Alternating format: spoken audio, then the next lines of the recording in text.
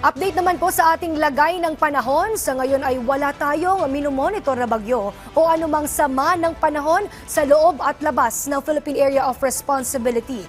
Sa kasalukuyan, Northeast Monsoon o amihan ang nakaapekto sa extreme northern Luzon. Dahil dito, asahan ang maulap na papawirin na may mga pag-ulan sa Batanes. Samantala, easterlies naman ang umiiral sa malaking bahagi ng ating bansa.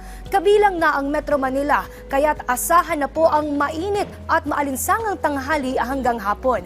Habang mataas ang tsansa ng mga panandaliang ulan sa hapon at gabi dulot ng localized thunderstorms. Sa oras naman po na magkaroon ng interaction ang amihan at easterlies sa isa't isa. Ito po ay nagdudulot ng tinatawag nating shear line.